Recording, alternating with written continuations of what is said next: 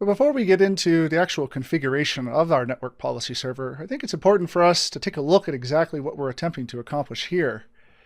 If you haven't paid attention to that previous course, back way early in this learning path on configuring network services, it's there where we went through the implementation and configuration of our remote access server. Back then, we configured that remote access server out on the periphery of our network, on the edge itself in that DMZ. We set it up with two different network cards, one pointing to the internet and one pointing inside. And in that configuration, we're able to successfully connect up a client into the inside world. But there was one flaw with that configuration. That flaw was that machine was domain joined.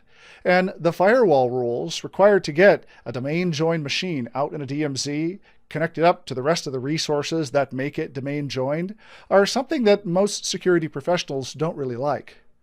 And so it's for that purpose here in this final course that we're going to fix that one problem that we had, that one omission in making it a really deployable solution.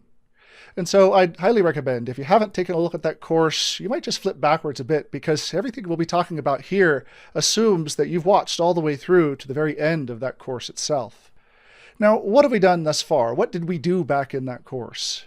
Our original VPN design started with a machine, my desktop, that we yanked out of our internal LAN and stuck onto some internet-based location. We created this simulated internet-based location with a subnet of 193.169.1, and then added this machine as .50. This fake location allowed us then to connect up through our DMZ and ultimately into our intranet so that we could access resources like our domain controller and our file server. Now, back in order to do that, we put our server remote1.company.pri in that DMZ, and we put our domain controller where it should go, which is there in the intranet.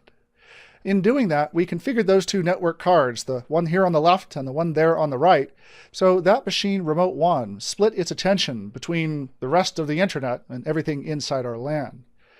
But the problem with this configuration, as I've mentioned already a few times, is that putting that machine out there in the DMZ is something that's really not a great idea. This domain joined machine positioned directly on the edge is something that just really isn't going to fly in a lot of production environments.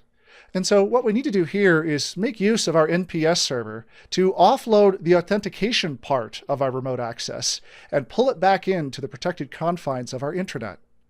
Here in this course, and starting here with this module, we'll begin by flushing the entire contents of that server over there, Remote 1. There's a little link inside of the console that allows us to flush out all the configurations we've made thus far.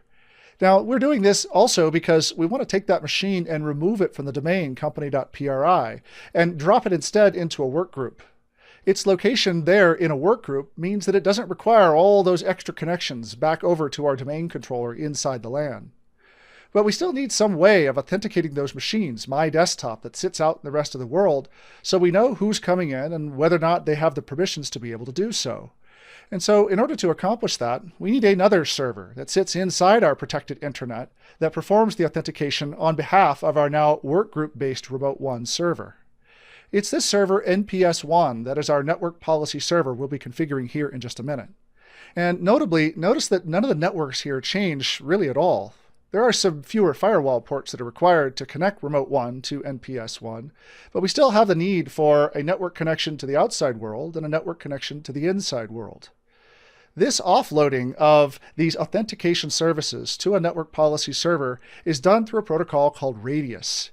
And Radius breaks apart the two types of machines that participate in a relationship between Radius clients and Radius servers. And I mentioned already that the Radius clients are by no means the machines connecting in. The Radius clients are intended to be those servers that are sitting out in the DMZ that need the use of authentication services. The Radius server is our NPS server that sits inside. So you can think of our NPS server as a mechanism to kind of proxy our domain controller authentication out to other machines that sit in that DMZ. This is a much better approach than having DMZ machines do the authentication themselves. It's also a better approach than having those DMZ machines talk directly to a domain controller. What's further awesome about NPS and Radius is that Radius can be used to authenticate a variety of different devices and other services that may sit out in the DMZ. So whether or not you have VPNs, or if you have the remote access gateway, or even 802.11x authentication that's required, or dial-in connections through dial-in servers, all of these different kinds of services that require some element of authentication can have that effort completed by an NPS server that sits inside. Further, an NPS server also has the abilities to be configured as what is called an NPS proxy, or a radius proxy. A radius proxy is a kind of a special intermediary that can exist between machines that sit in your DMZ or elsewhere inside your network and the different authentication sources that can sit on the other side. You'll notice here in this new picture I'm showing you that on the right-hand side, we have company.pri, an entire forest of machines and services and domains, as well as another forest called whatever.com. Well, a radius proxy is a special configuration that allows you to take the different resources that need authentication, perhaps in the DMZ or even inside, and connect them up to whatever internal namespace they require. What it effectively allows you to do is connect up machines and servers to wherever those machines need to go so that they have the appropriate authentication to approve the user or device coming in. That radius proxy in its central location can talk to multiple different DMZs as well as multiple different forests in order to accomplish the task. So if you have more than one domain or more than one forest that needs to talk to more than one remote access or other kind of device, well, a radius proxy or multiple radius proxies can provide those, well, proxy services to support that authentication. It's worth also mentioning that there on the right side, you'll notice we have multiple different NPS servers that exist in each Active Directory forest, and we could potentially have multiple different radius proxies as well.